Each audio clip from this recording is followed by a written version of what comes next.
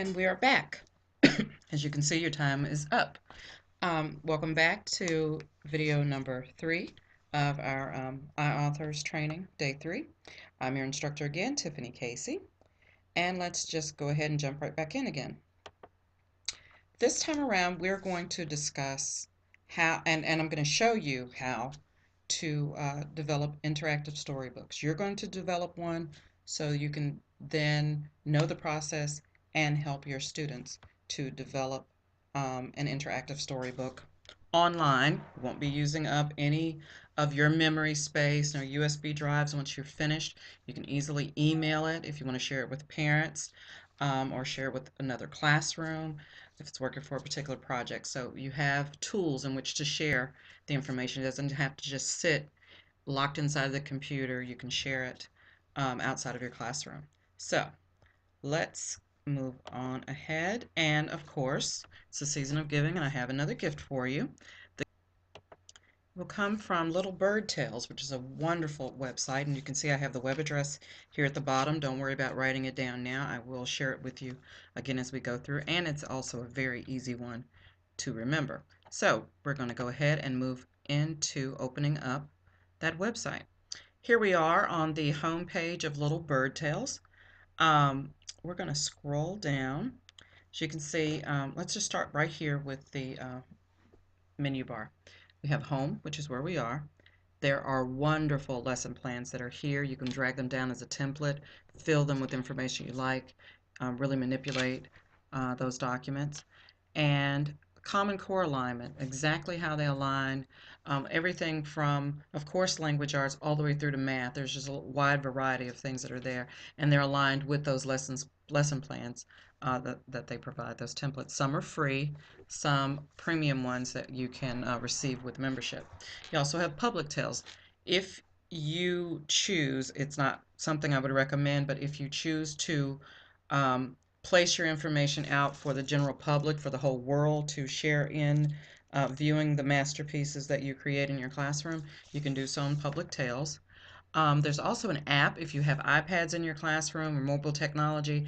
It does support the Apple iPad iTunes accounts. You can utilize that. It's much easier, I've found, in the iPad version than even in the online PC based version. More information about Little Bird Tales can be determined here. Premium. If you look into a premium account, if you want a premium account, there's a teacher account, a school account, a district, or a family account. This one we will sign up for, but it's a quick and easy sign up. It's not hard.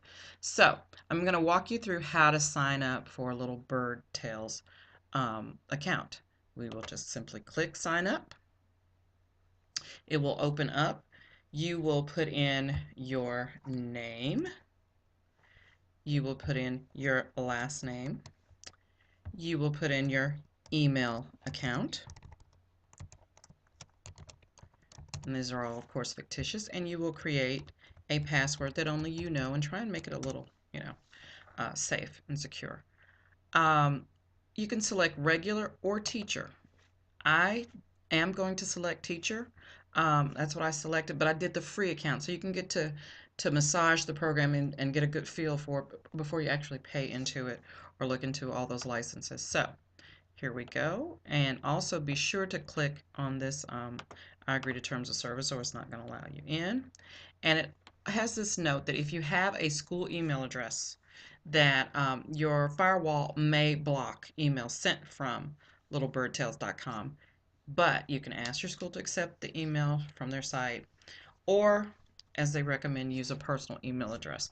I would recommend that you use your school email address since you're dealing with students within your classroom, and that you receive permission from your IT department or your administration to be allowed for those emails to not be blocked. So after all of that, you would simply click sign up and go in. But since I already have an account, after you set up the sign up, it'll shoot you a quick email welcoming you, but you can go ahead and get right into the program. So I'm going to put in my email address here.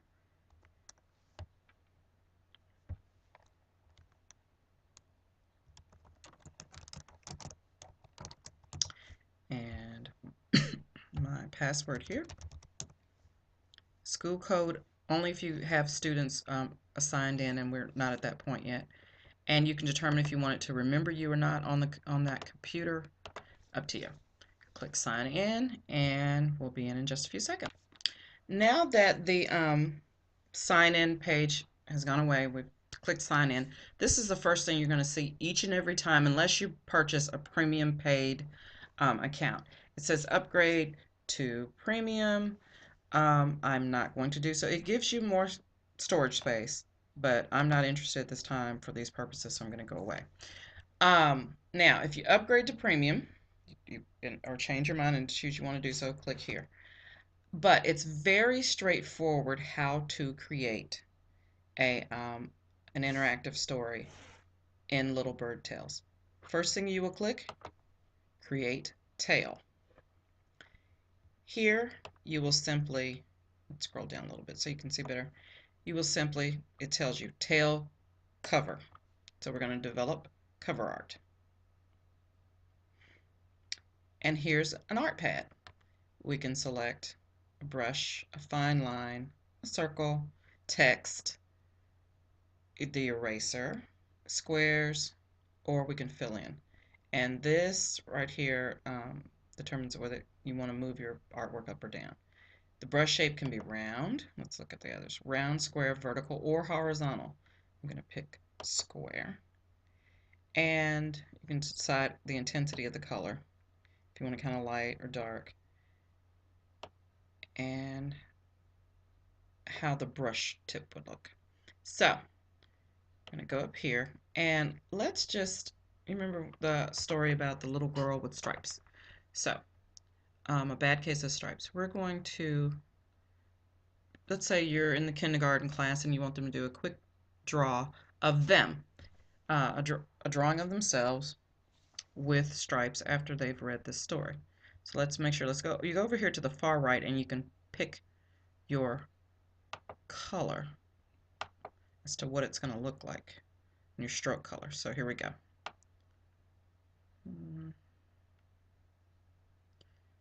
Now, of course, it's online. It's a little more difficult and choppy. It's not going to be exact. For some children, that want it exactly so, they may have a problem with that. So you want to keep that in mind.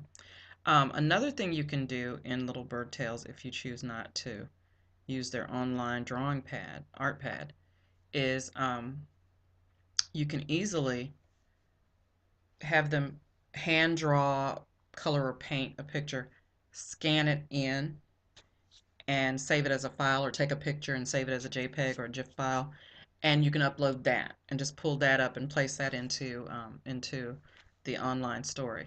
So that could be another option that may work better for you, depending on how your students respond to an online drawing tool and its abilities.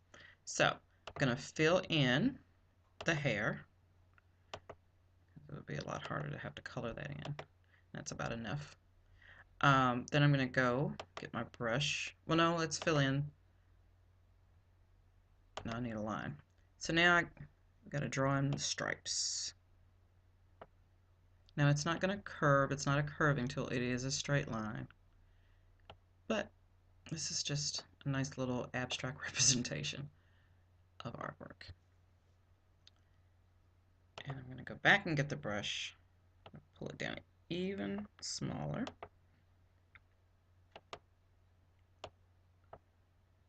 And I need a nose.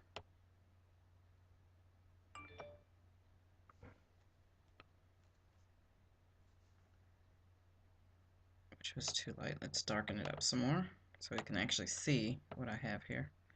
So we're going to draw a nose, eyes, another eye, eyeball, eyeball, and a mouth, which is odd because I may not be too happy if I had stripes. So now we're going to go back, brush stroke, make it much thicker this time, darker and dense, more dense color, and we're going to select red for the first top part, So I got red stripes going here, then blue in here, and then I'm going to do, where's white? White,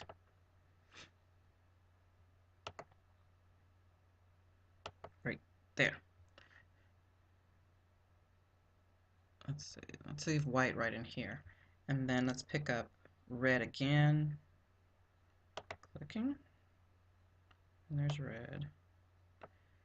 And I'm trying to go around my nose and mouth so you can still see that it's actually there. And then blue again.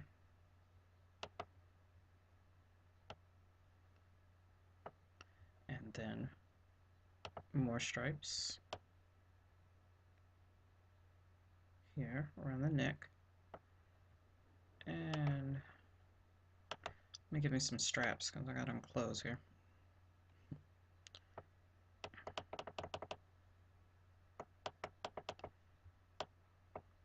So again, if your students are really good with computer-aided drawing, they may be fine with this and not have a problem with it. I find my students to be quite perfectionists that want, you know, their drawings just so, and may not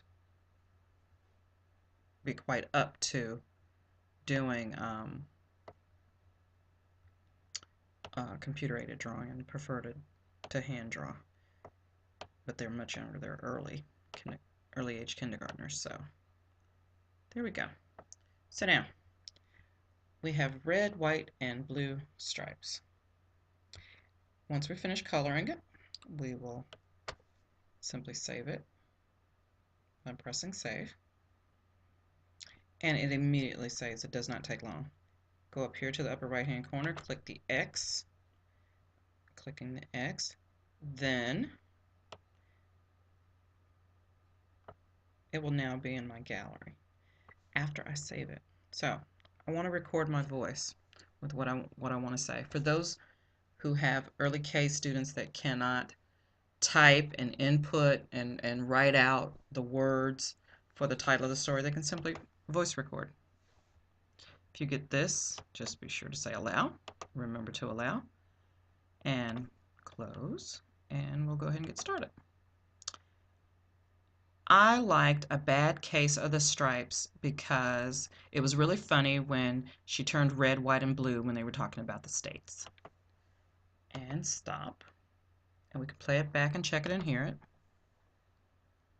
I liked A Bad Case of the Stripes because it was really funny when she turned red, white, and blue when they were talking about the states. Just something real short and general that you might get, you know, from your students. Then all we have to do is hit save.